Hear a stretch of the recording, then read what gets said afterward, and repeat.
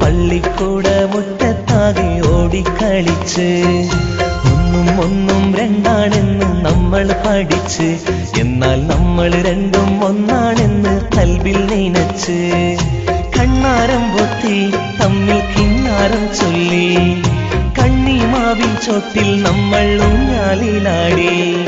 1 2 3 4 എണ്ണി പഠിച്ച് പണ്ട് പള്ളി